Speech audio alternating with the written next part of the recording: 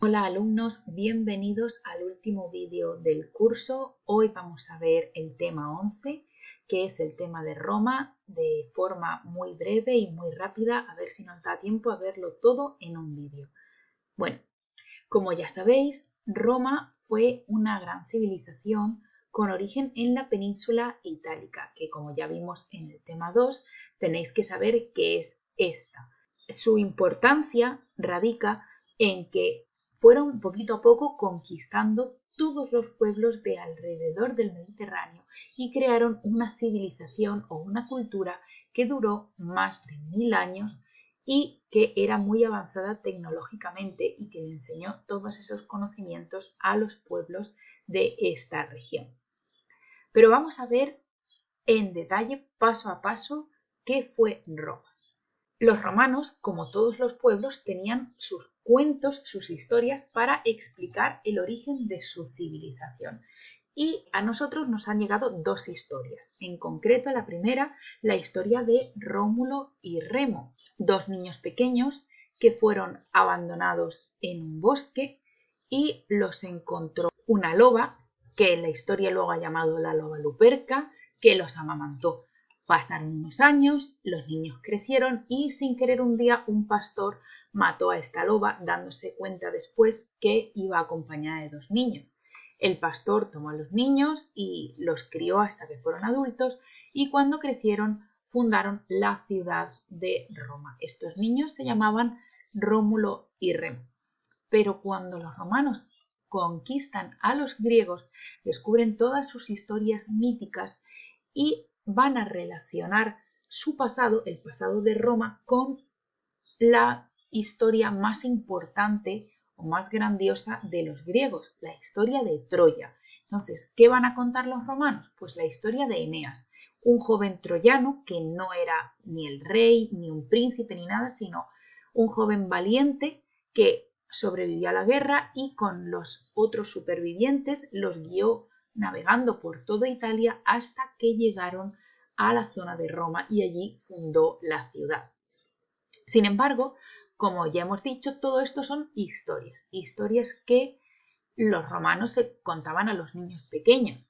La verdad que se encuentra o que la ha encontrado la arqueología es algo diferente. Resulta que hacia el siglo V a.C. había una serie de pueblos que estaban todavía en la prehistoria, en la Edad del Hierro, asentados en la península itálica. Entre ellos los latinos, los etruscos, los umbros, los sabinos. Por aquí, como ya sabéis, en amarillo estaban los griegos, porque esta zona era la Magna Grecia. Bueno, pues de aquí nos interesa uno de estos pueblos, los latinos, que hablaban latín, que se van a establecer a lo largo del río Tíber. Y esta era una zona un poco pantanosa y no muy buena.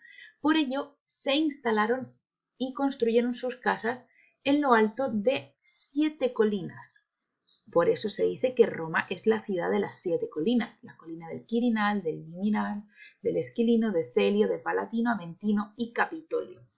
Construyeron aquí una ciudad y la amurallaron a lo largo del siglo VII. Y este es el origen histórico de Roma. Una vez que conocemos cuándo aparece Roma, tenemos que estudiar su historia y su historia se divide en 3 grandes periodos. La monarquía, que va del año 753 a.C. al 509, luego la república, que es uno de los periodos más extensos, va del 509 al 27 a.C., y ya por último el imperio, en el que cambiamos, es el momento en el que nace Jesús, por aquí está el año 0, y que dura hasta el 476 después de Cristo. Vamos a verlo en detalle. Del periodo de la monarquía no sabemos muchas cosas, solo sabemos que gobernaron 7 reyes. De ellos, los 4 primeros es Rómulo, Numa Pompilio, Tulio Hostilio y Anco Marcio, eran del pueblo de los latinos, pero los 3 últimos, Tarquinio Prisco, Servio Tulio y Tarquinio el Soberbio, eran ya del pueblo de los etruscos, porque los etruscos terminaron invadiendo a estos latinos, aunque como los latinos eran más importantes, siguieron utilizando el idioma latín y aprendieron de ellos. de esta época? Sabemos que el rey tenía todos los poderes, como pasaba en Egipto o en Mesopotamia. Tenía el poder legislativo, creaba las leyes, era también el jefe del ejército y el jefe religioso, era el sumo sacerdote. Como no podía hacer todas las cosas a la vez, él se ayudaba del Senado. Y el Senado era un grupo de personas, normalmente las personas más viejas, los padres de familia, los abuelos de familia, de las familias más importantes de la ciudad. Es decir, los patricios, las familias que llevaban más tiempo viviendo en Roma, las que eran más ricas y también las más poderosas. De ellos, a lo mejor imaginaros, en Roma había 50 familias, solo 20 eran muy antiguas, que llevaban allí desde la primera fundación, desde el primer rey, y ellas eran las que más tierras tenían, las más ricas, las más poderosas, y enviaban a la persona más sabia, al cabeza de familia, al Senado para ayudar y asesorar al rey. En este periodo de la monarquía sabemos que se construyeron los primeros acueductos para traer agua limpia desde lejos, porque el agua del río Tíber no se puede beber, y además construyeron un sistema de alcantarillado para recoger el agua sucia y el agua de la zona pantanosa. Fijaros, esta es una imagen de cómo es el alcantarillado de Roma.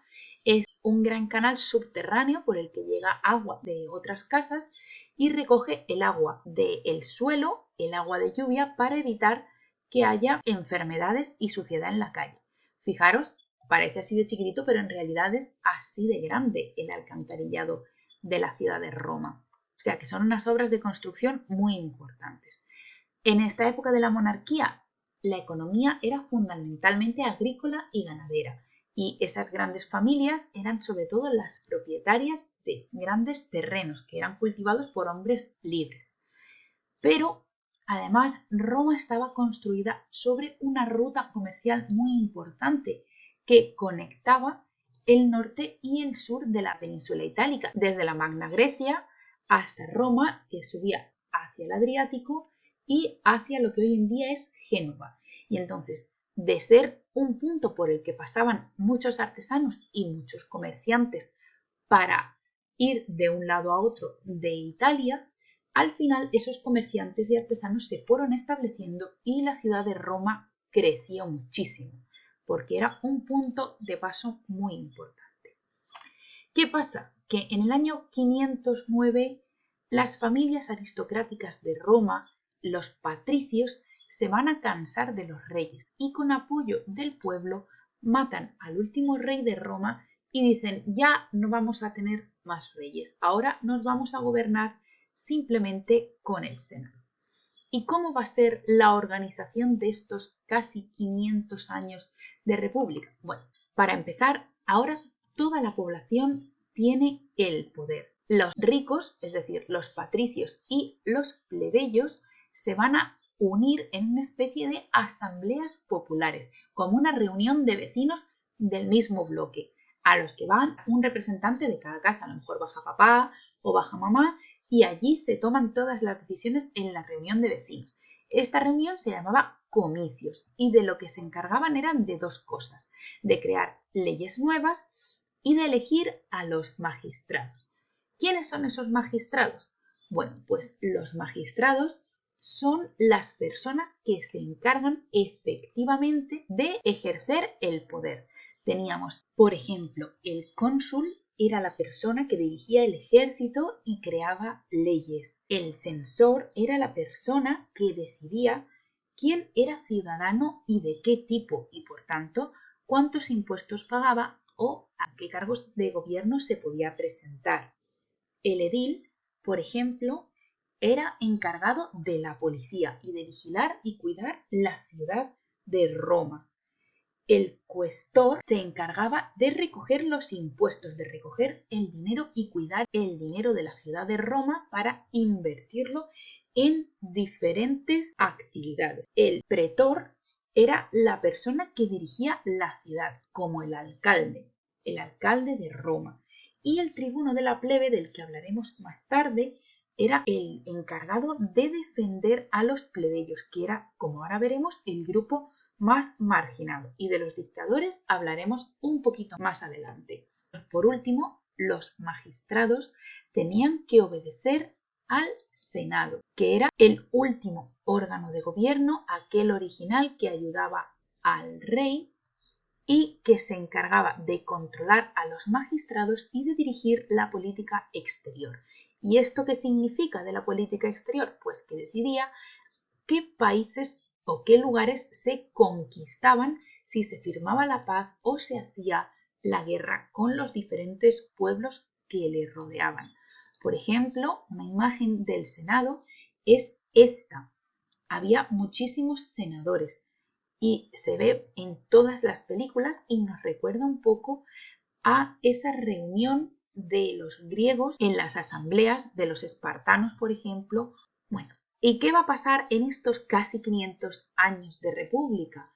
Pues que va a haber tres grandes hechos. Por una parte, la lucha entre los poderosos de la ciudad, los patricios, y por otra parte, los plebeyos. ¿Dónde estaba el problema? En que los patricios, que eran las personas ricas, eran los únicos que tenían derecho a gobernar al principio, los únicos que podían ser magistrados, ediles, cuestores, censores, cónsules y participar en el Senado. Eso no estaba bien porque los plebeyos eran la mayoría y además eran muy importantes porque pagaban impuestos y tenían la obligación de luchar en el ejército. Entonces defendían a todos, pero no tenían derecho a ser ediles, cuestores, censores, etcétera, etcétera. No tenían derecho a ser magistrados. ¿Qué van a hacer? Pues los plebeyos se van a enfrentar durante varios siglos y cada vez van a lograr unas poquitas mejoras. Van a como hacer huelga para mejorar su situación. Primero lograron el derecho a tener el tribuno de la plebe, que como ya hemos dicho es el magistrado que defiende a los plebeyos. Después consiguieron que las leyes quedasen por escrito en el código de las 12 tablas. Fijaros, aquí está una copia.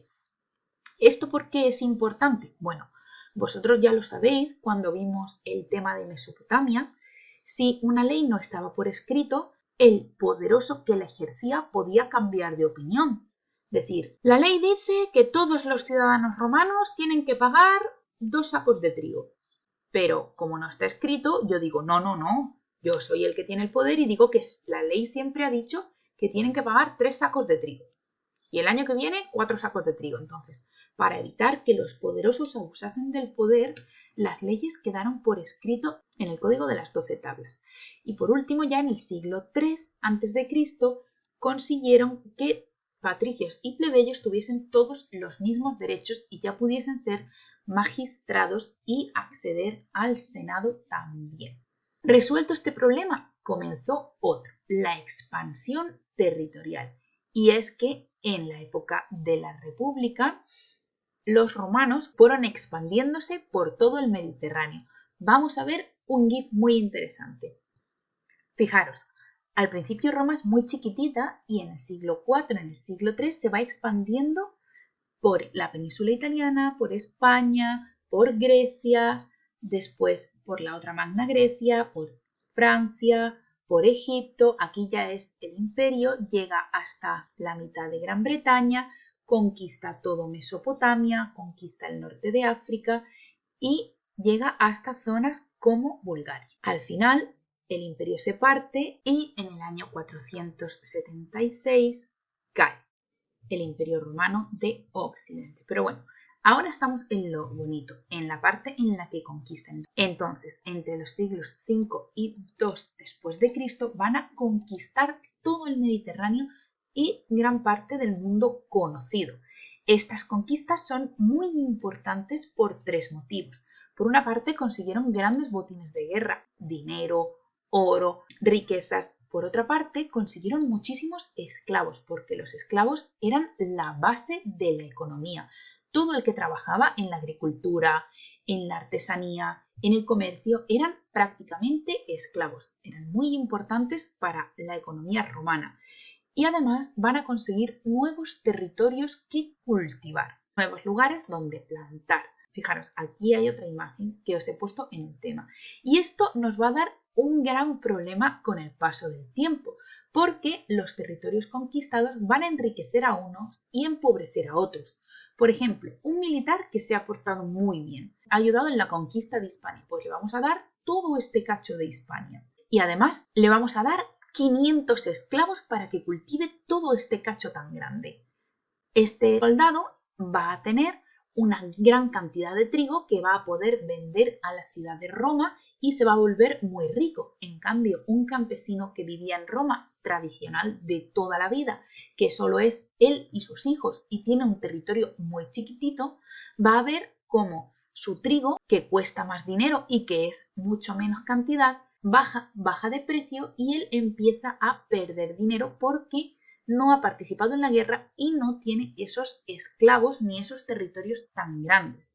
Esto va a provocar protestas y revueltas de los campesinos y además también protestas de los esclavos, porque la gente que a lo mejor había nacido en Panonia, simplemente por enfrentarse a los romanos y ser capturados, se quedaba de esclavo de por vida. Y a nadie le gusta ser esclavo de por vida simplemente por haber perdido una guerra. Por eso hubo grandes revueltas de esclavos como la de Espartaco, que es la más famosa y ha sido llevada 2 veces al cine. Esta de Kirk Douglas, que es de los años 60, que la ponen todas las Semanas Santas en la tele, o esta otra de 2004 que es más moderna. No estoy hablando de la serie Espartaco, Sangre y Arena. Esa no os la recomiendo porque encima no es para vuestra edad y no tiene nada histórico. Y además también provocó guerras civiles. ¿Y qué es una guerra civil? Pues la guerra entre dos personas del mismo país, como por ejemplo entre los ricos y los pobres, porque piensan diferente.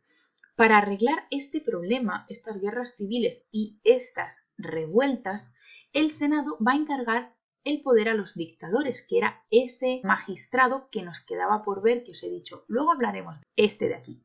¿Qué era un dictador? Bueno, pues un dictador era una persona que ejercía el poder absoluto de forma temporal para resolver un problema y una vez que resolvía el problema se quitaba.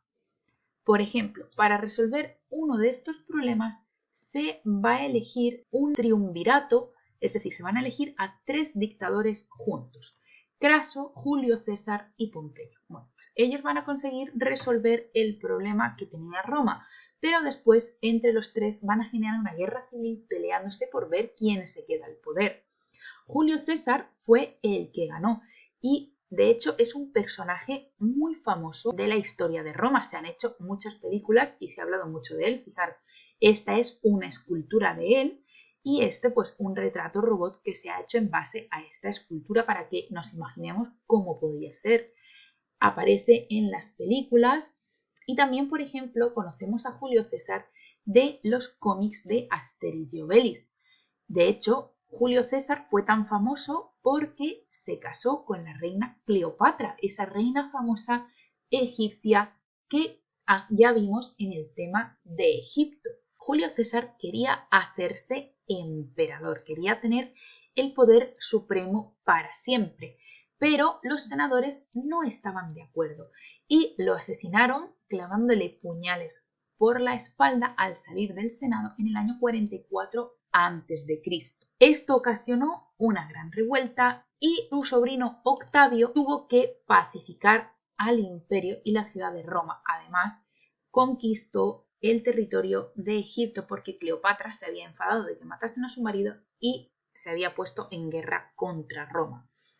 En el año 27, gracias a los éxitos que tuvo, el propio Senado hizo a Octavio emperador, nombrándolo con el título de Augusto, que significa el elegido por los dioses. Le dio el título de emperador, que significa jefe de los ejércitos, y también el de pontífice máximo, jefe religioso.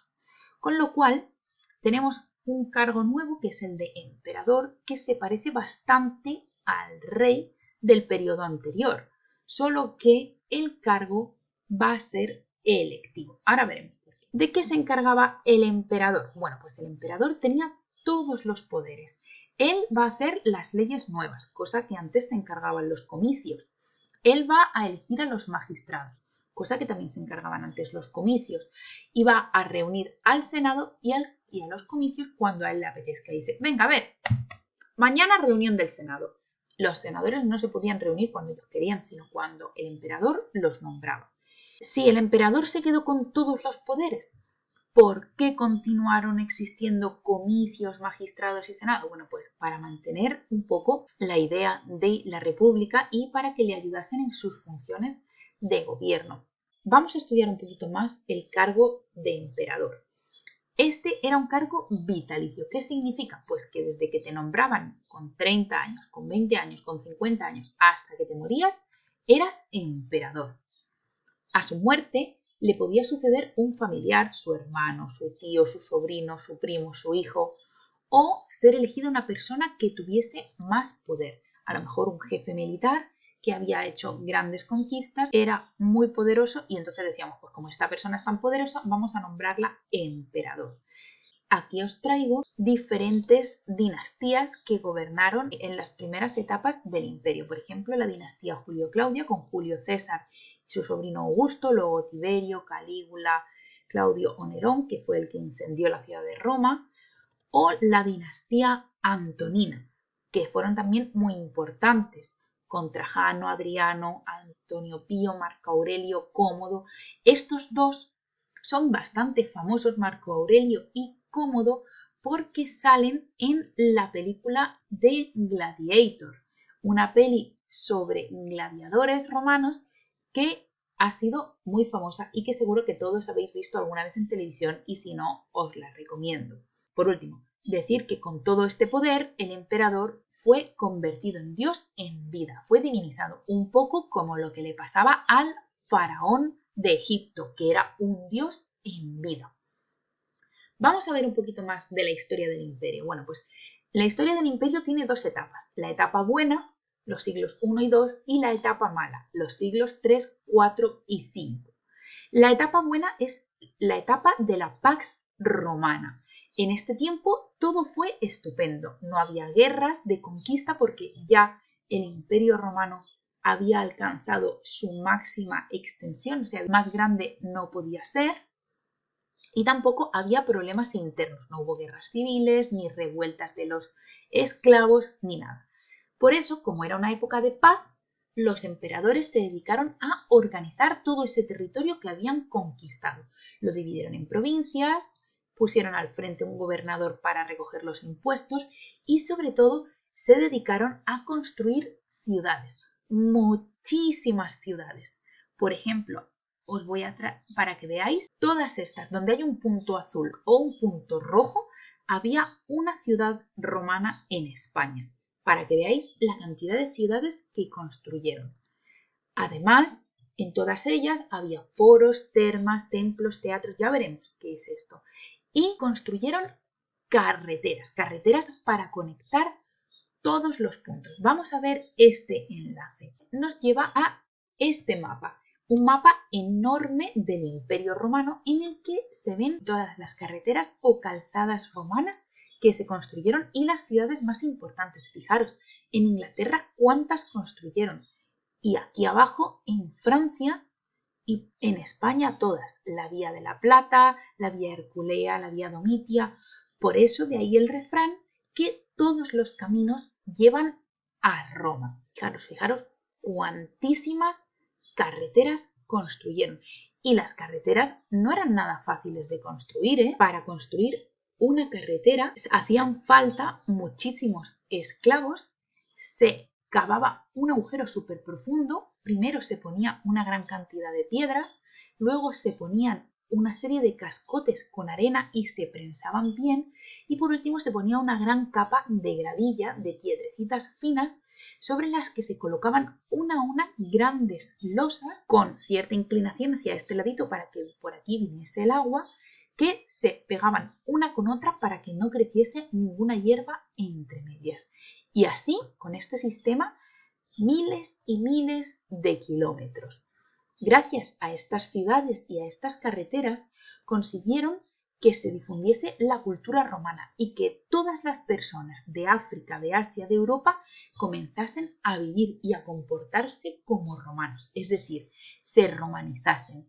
El punto más importante es cuando en el siglo III todas las personas que viven en el Imperio Romano se convierten en auténticos romanos 100% cuando el emperador Caracalla les concede la ciudadanía romana y esto significa que les da el derecho a participar en la política, a ser magistrados, a ser senadores, incluso a ser emperadores si lo conseguían. Pero luego tenemos 300 años malos, 3 siglos malos, que es el siglo III, el 4 y el 5 después de Cristo, que se considera una etapa de crisis. ¿Por qué? Bueno, pues la gran crisis realmente viene en el siglo III por 3 motivos distintos.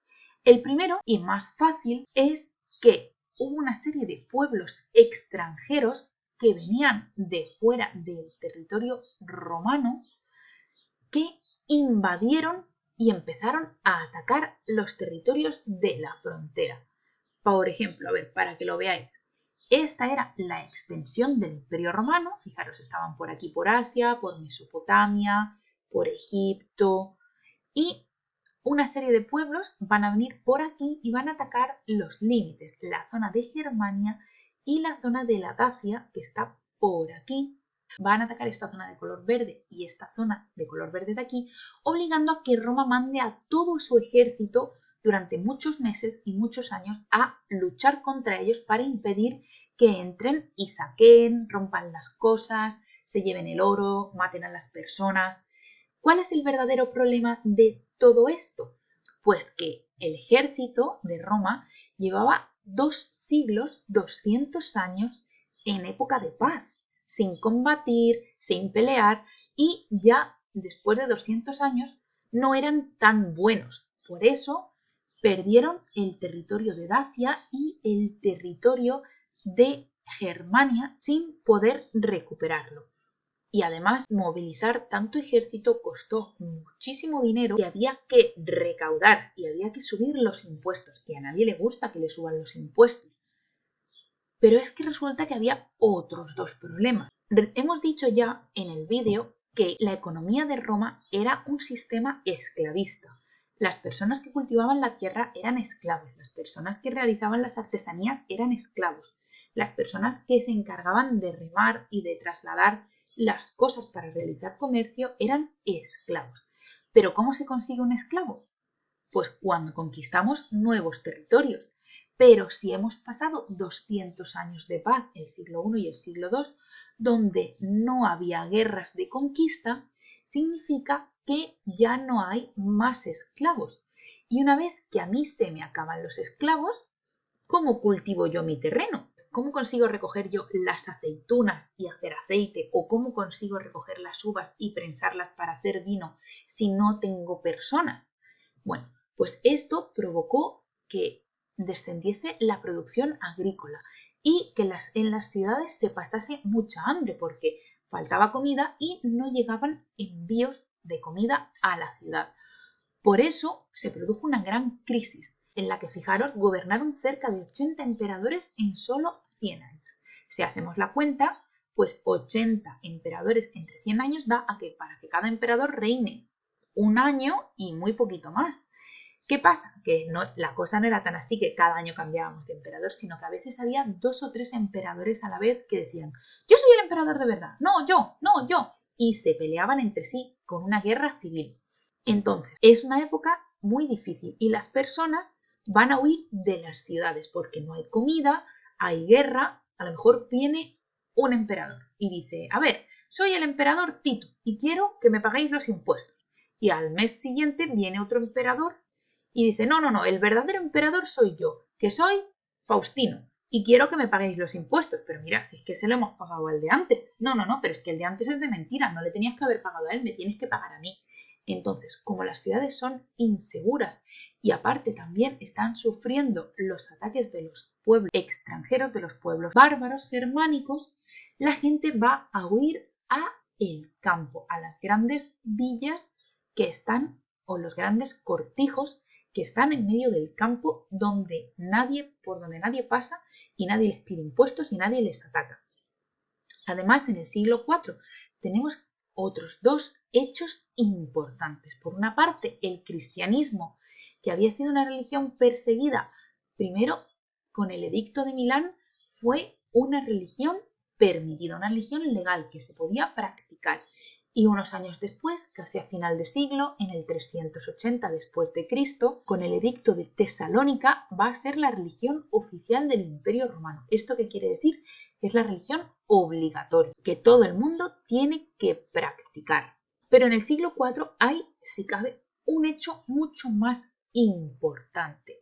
Y es que viendo todos los problemas que había, que la gente se escapaba, que no pagaban impuestos, que había guerras civiles, que los germanos atacaban las ciudades, un emperador muy inteligente llamado Teodosio va a decir, bueno, estos son demasiados problemas para que los lleve una sola persona. Por eso voy a partir el imperio en dos trocitos. Si os fijáis, aquí está la línea. Y este trozo para uno de mis hijos y este trozo para el otro de mis hijos. Y va a crear el Imperio Romano de Occidente, el que está de amarillo, y el Imperio Romano de Oriente, que es el que está de naranja. Arcadio, su hijo mayor, le va a dar el trozo de Oriente y a Honorio le va a dar el trozo de Occidente. Va a decir, bueno, tenéis la mitad de territorio, seguro que así os apañáis mejor para gobernarlo y para resolver los problemas. Pero ¿qué pasa? Que a lo largo del siglo V, el Imperio Romano de Occidente, el que está de amarillo, va a sufrir el ataque de muchísimos pueblos bárbaros. No uno o dos, como había pasado en el siglo III, sino muchísimos. Fijaros, los suevos, los vándalos, los lombardos, los burgundios, los francos, los visigodos, los ostrogodos, los anglos, los sajones, muchísimos pueblos que no dejan de invadirlo, de saquearlo, de quemar las ciudades, y va a conseguir que en el año 476 estos pueblos se hacen con el control, van a fundar reinos independientes como el reino visigodo o el reino de los francos y van a acabar, destruir el Imperio Romano de Occidente, que cae en el año 476 después de Cristo. Y esta fecha es súper importante porque es la fecha con la que nosotros consideramos que termina la Edad Antigua. Esa edad que hemos empezado a estudiar con la aparición de la escritura, con Mesopotamia, con Egipto, con Grecia. Todas estas cosas son Edad Antigua. Y en el año 476, el año en el que Odoacro, el rey de los Érulos, mata y depone al último emperador, que era solamente un niño y se llamaba Rómulo Augusto, termina el Imperio Romano de Occidente. ¿Qué pasa? Que el Imperio Romano de Oriente, que si os fijáis tiene muchas menos invasiones, va a sobrevivir. Pero queda feo llamarlo Imperio Romano de Oriente si no hay otro al lado que se llama Imperio Romano de Occidente. Por eso, poquito a poco va a cambiarse el nombre a Imperio Bizantino o Bizancio y va a perdurar casi 1000 años más hasta el año 1453, fecha en la que Constantinopla, que es la capital, cae en manos de los turcos. O sea que el Imperio Romano de Oriente sobrevivió casi 1000 años más. Pero bueno, vamos a hablar de cosas más bonitas. Vamos a hablar un poco de la economía, la sociedad, la cultura y las ciudades de Roma. Bueno, como ya hemos dicho muchas veces, la economía de Roma era esclavista. Todos los trabajos los realizaban los esclavos, supervisados, vigilados por sus dueños. La agricultura es muy importante, es la base de la economía, como en todos los pueblos que ya hemos estudiado. Lo importante es que los romanos aprendieron los cultivos y las técnicas de todos los pueblos que conquistaban, incluido de los egipcios, y transmitieron esos conocimientos para que en todos los lugares del Imperio Romano conociesen el trigo, conociesen la vid y el vino y conociesen el aceite de oliva. Además, también les enseñaron a plantar otras frutas, otras verduras, garbanzos, judías, etc. Todo lo que los romanos aprendían se lo enseñaban. Así van a inventar el arado. que es este, el arado romano, y también el cultivo del barbecho, que significa cultivar la tierra un año y dejarla descansar al año siguiente. Todos estos conocimientos, para que perdurasen por los siglos de los siglos y no se perdiesen, se escribían en grandes libros o tratados de agricultura, como este de Columela, escritos en latín que todo el mundo podía consultar y aprender. Otra gran parte importante era el comercio, porque como Roma era una civilización que vivía en las ciudades necesitaban que constantemente les estuviesen trayendo alimentos, no solo trigo, sino vino, aceite, y esto generó un comercio enorme, a pequeña escala, a través de esas calzadas romanas que hemos visto que hay por todas partes, y también por el mar a larga distancia. Si ya decíamos que los griegos fueron los primeros en poner en contacto lugares tan alejados como Hispania o Egipto, los romanos van a establecer un comercio y unos viajes constantes. A lo mejor todas las semanas salía un barco de Alejandría a Hispania, con lo cual el contacto era total. Y os puse aquí un ejercicio de ver qué productos se obtenían de los distintos lugares. Por ejemplo, en España sacábamos mucho vino, mucho aceite, mucho trigo, también les gustaban mucho los caballos y la plata, y salía también cobre y aceite. Pero en cambio, por ejemplo, de Siria venía madera, de Egipto venía trigo, es decir, era un comercio como si fuese hoy en día. Además, también desarrollaron muchísimo la artesanía. Para transportar todas estas cosas, los romanos inventaron las ánforas, esta especie de vasijas en las que se metía aceite y vino y otros líquidos para transportarlos.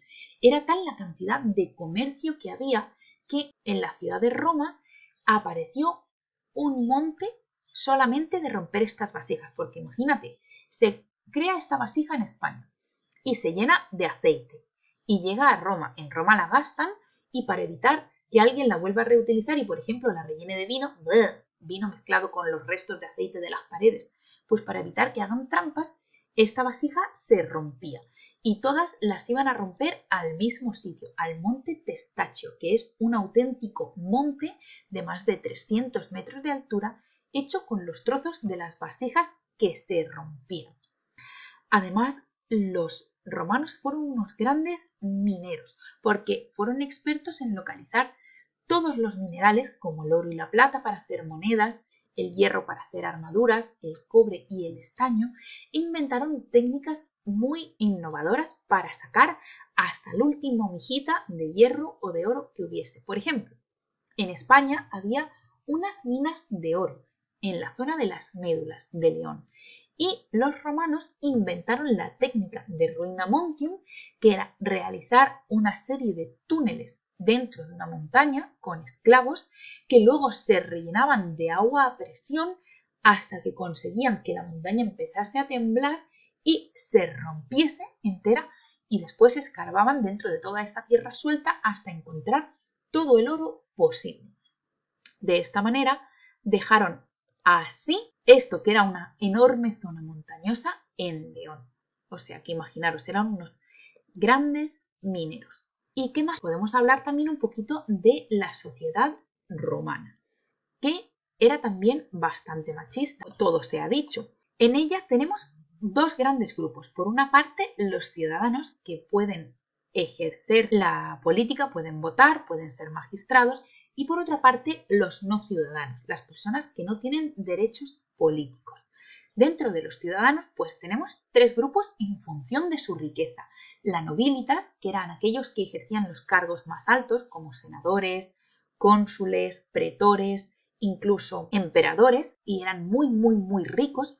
Luego teníamos un puesto intermedio, que eran los caballeros, personas bastante ricas que ejercían los puestos más bajitos, como el de edil, que era la policía, o el del cuestor, que se encargaba de recoger el dinero.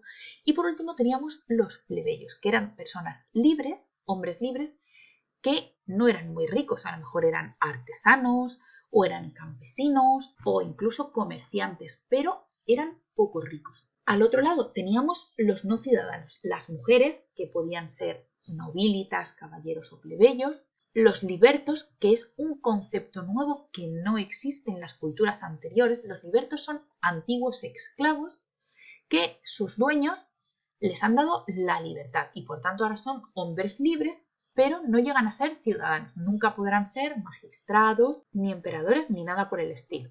Y por último tenemos los esclavos y las esclavas, que son las personas que se encargaban de hacer los trabajos más duros: agricultura, minería, artesanía, pero también podían ejercer otros trabajos, como por ejemplo cuando conquistaron Grecia, esclavizaron a la mayoría de la población, y en Grecia había filósofos muy importantes que, por ejemplo, se dedicaron como esclavos a ser profesores de los hijos de las nobilitas o de los hijos de los caballeros.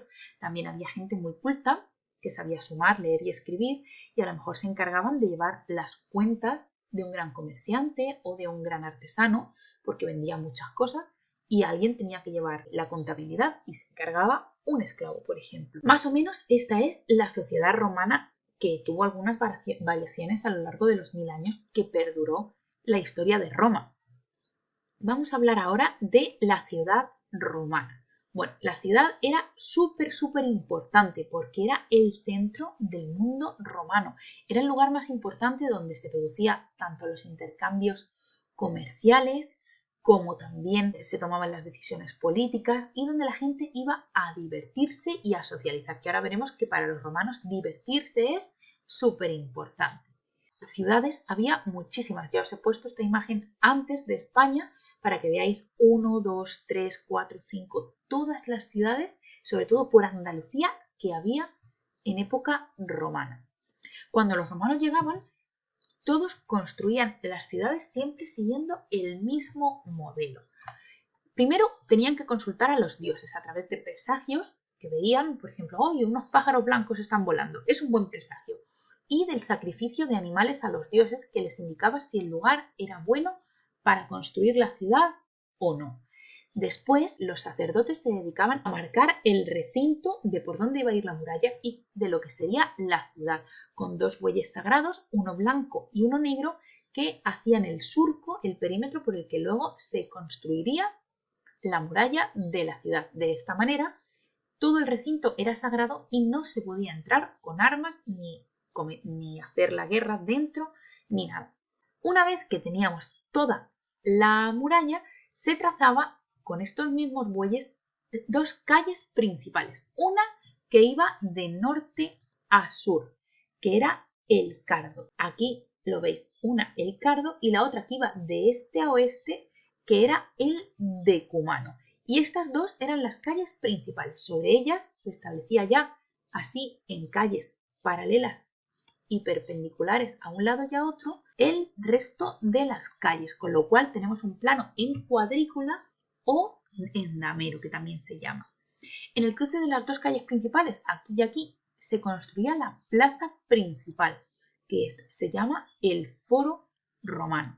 En él estaban los edificios más importantes de toda la ciudad: los templos a los dioses principales, la tríada capitolina, Júpiter, Juno y Minerva, y luego también en época del Imperio el templo para el emperador, la curia, o el lugar donde se reunían para hacer política, y la basílica, donde se realizaba el comercio y se juzgaba a la gente.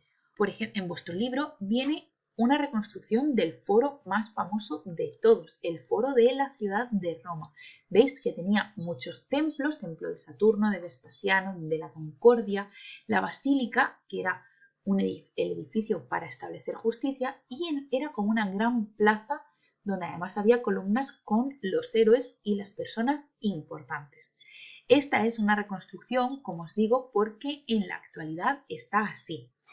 Es muy famosa y se puede visitar, pero solo quedan algunas columnas y algunos frontispicios de los templos más importantes, porque fijaros, chicos, han pasado más de 2300 años por algunos de estos sitios. Alrededor del foro vamos a tener el mercado y las tiendas y los talleres. Por ejemplo, estas que se llaman tabernae o las tabernas, que son tiendas muy chiquititas que solo tienen una habitación hacia adentro y la parte de arriba, donde se vendía de todo y donde había también pequeños bares. Alrededor del foro y del mercado y las tiendas estaban las casas de los ricos, que eran viviendas individuales llamadas domus, y las ínsula o bloques de pisos donde vivían las personas más pobres. Si os interesa, aquí esta es una página de vuestro libro que explica un montón cómo eran estas casas romanas. A mí me gustaría tener tiempo para contároslo más en detalle porque es súper interesante. Pero como no me da tiempo, pues si queréis, aquí tenéis más información en vuestro libro de texto.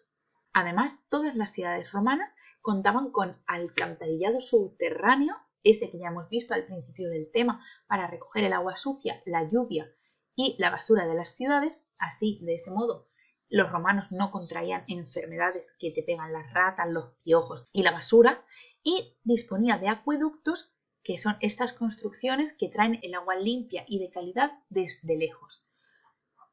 Además de un montón de lugares para divertirse como el anfiteatro, las termas, el circo o el teatro, que ahora vamos a ver.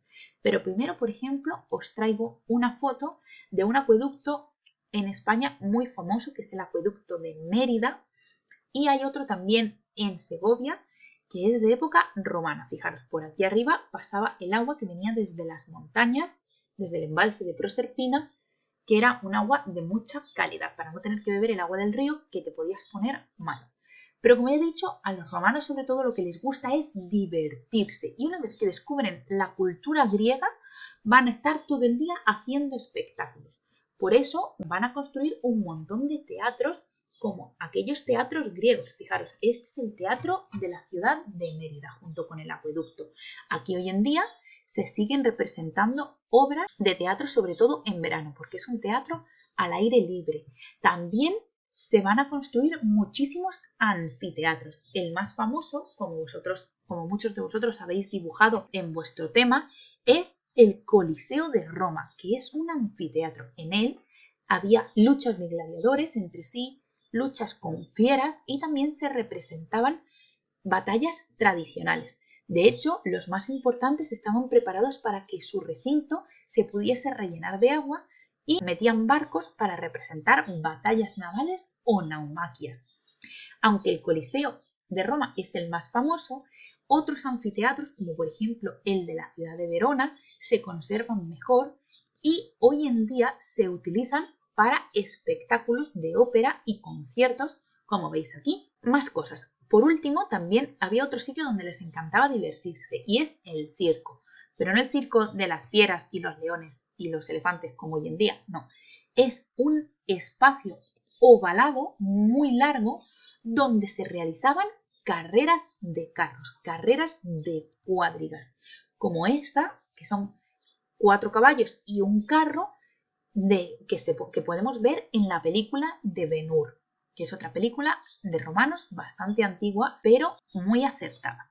En los circos se realizaban estas carreras, los carros daban vueltas a este óvalo y tras 2 o 3 vueltas salía un ganador. ¿Qué más podemos decir? Bueno, pues que los romanos eran una cultura muy limpia, no les gustaba nada la suciedad, ya lo hemos visto con esto de las alcantarillas, pero es que no aceptaban que hubiese caca o suciedad por ningún lugar. Por eso había letrinas o grandes baños públicos donde los pobres, la gente que vivía en las ínsulas, iba a hacer pipí y caca.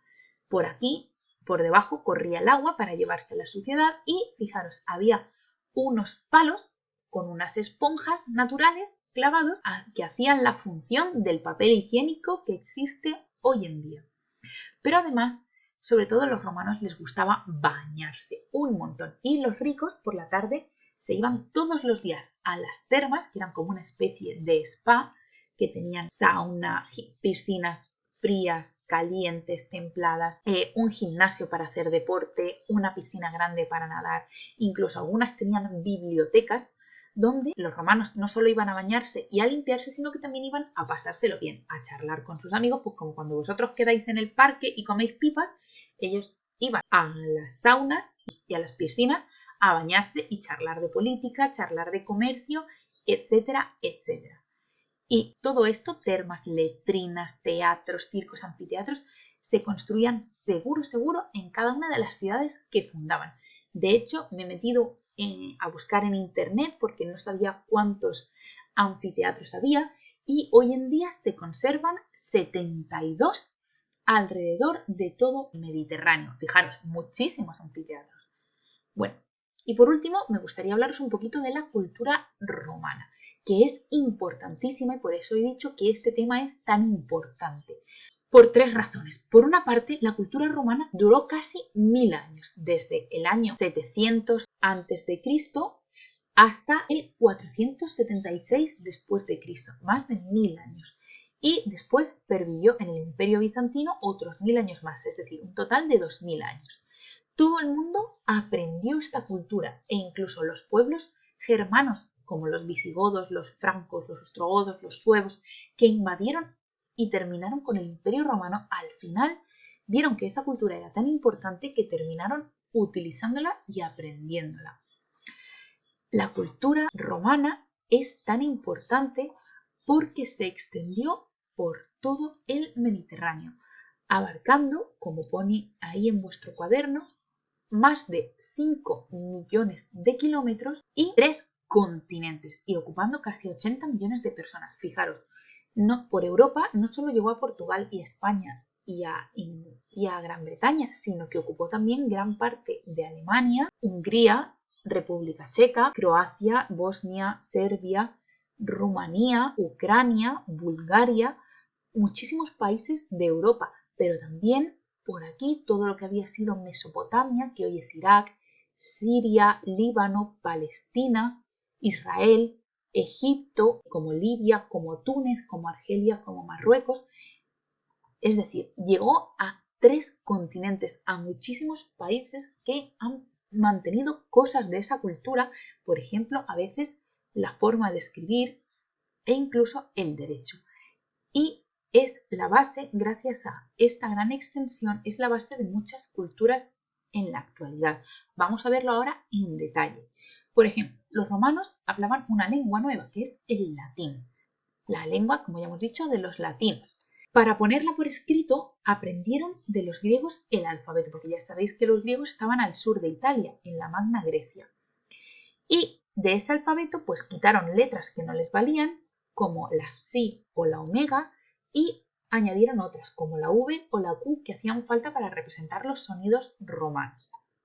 Además, los romanos utilizaron sus letras para representar los números. Ya sabéis que la i, la v, la x, la l, la c, la d y la m son los números que utilizamos y los vamos poniendo para formar por suma o por resta los distintos números romanos. Muchos idiomas de la actualidad, como por ejemplo os traigo en este árbol de las lenguas, vienen del latín. Por ejemplo, el español, el portugués, el catalán, el gallego, el francés, el provenzal, el italiano o el rumano provienen directamente del latín. Por otra parte, durante estos 1000 años, Roma tuvo que organizarse políticamente y, como ya habéis visto, en la ley de las 12 tablas se generaron muchas leyes. Todas ellas se van a agrupar en lo que hoy en día conocemos como derecho romano, que se estudia en la carrera de derecho, porque es la base de las leyes de la actualidad. Y buscando en internet he encontrado que todos los países que están en azul en este mapa utilizan la base del derecho romano.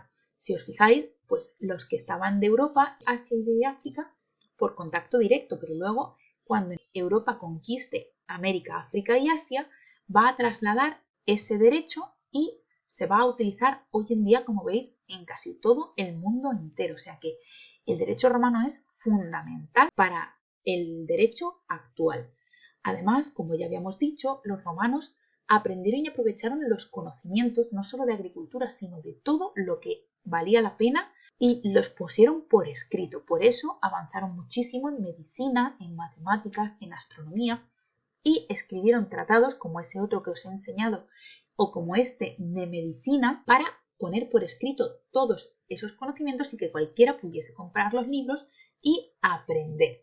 Estos libros, algunos de ellos sobrevivieron con el tiempo y fueron descubiertos más de 10 siglos, más de 1000 años después, provocando una revolución científica en la Edad Moderna. Además, los romanos, como lo copiaban todo y lo aprovechaban todo, adoptaron la religión de los griegos una vez que los conquistaron. Pero para que no pareciese tan copieteo, le cambiaron el nombre a sus dioses, aunque las historias son las mismas. Por eso Zeus pasó a ser Júpiter, Hera, Juno, Hermes, Mercurio. Y si os fijáis, Júpiter, Mercurio, Marte, Venus, Neptuno, ¿a qué me sonará eso? ¿No son los planetas del sistema solar? Pues es que resulta que en el siglo XVI y XVII, cuando se produce la revolución científica y se recupera el conocimiento de los romanos, es la época en la que también se descubre el sistema solar, y en honor a estos dioses romanos se ponen los nombres a los planetas. Además, desde que hay un emperador, se le considera un dios en vida y se le va a venerar y se le va a rezar en su propio templo. Sin embargo, durante la civilización romana se va a producir un hecho que para nosotros es fundamental hoy en día, que es la aparición del cristianismo, es decir, el nacimiento de Jesús en el año 0, que va a predicar una nueva religión basada en la existencia de un solo Dios, en que todos los hombres son iguales ante Dios, que tenemos que amarnos los unos a los otros. Cuando Jesús se proclamó Hijo de Dios, fue condenado a muerte y crucificado cuando tenía 33 años, pero sus discípulos difundieron su religión por todo el imperio, gracias a que todos usaban la misma lengua, el latín. Llegó a todas partes y sobre todo primero fue aceptada o caló entre las clases bajas, entre los pobres y los esclavos, porque Jesús decía que todos somos iguales ante Dios, entonces los pobres sean ricos ante los ojos de Dios y los últimos serán los primeros, como decía él. Al principio, entre los siglos I, II y III, el cristianismo fue una religión prohibida y perseguida. ¿Por qué? Porque los cristianos se negaban a aceptar que el emperador fuese un dios y Dios solo hay uno, y es el Padre de Jesús. Pero, poquito a poco, el cristianismo fue convenciendo a las clases altas, caló entre los ricos y los poderosos de Roma y finalmente pasó a ser una religión permitida a principios de siglo y al final, como hemos visto en el edicto de Tesalónica, en el año 380 después de Cristo, pasó a ser la religión oficial del imperio. De este modo, el cristianismo se difundió por Europa, por África y por Asia. Y en esos puntos surgieron centros importantes, lo que son los patriarcados de la Iglesia Occidental, que eran 5. Uno en Roma, otro en Constantinopla, otro en Antioquía, otro en Jerusalén y otro en Alejandría. Eran los distintos papas o patriarcas. Y me deberíais preguntar, pero señor, ¿papa no hay solo uno? ¿Y es el Papa de Roma? Y la respuesta es sí, pero no. De hecho, en la actualidad hay 2 papas, el Papa de la Iglesia de Roma y el Papa de la Iglesia Ortodoxa, que está en Constantinopla. Fijaros, aquí están los 2 juntos, el Papa de la Iglesia Ortodoxa y el Papa de la Iglesia Católica. Este es Francisco I. Y es que resulta que de estos 5 puntos importantes, Antioquía, Jerusalén y Alejandría van a desaparecer cuando surja el Islam, que lo estudiaréis el año que viene, y conquiste toda la zona de África, quedando solo 2 puntos cristianos, Constantinopla, que hoy en día es el patriarca de la Iglesia Ortodoxa, y Roma, que hoy en día es nuestro Papa. Gracias a toda esa unión del Imperio Romano, el mensaje de Jesús se pudo difundir por todo el mundo conocido y desde el siglo IV, desde el año 380, todo el mundo en Roma era cristiano. Bueno, con esto termino de explicar mi tema 11, el tema de Roma. Espero que os haya resultado interesante. Si tenéis dudas me las escribís por Classroom. Un beso y pasad muy buen verano. ¡Chao!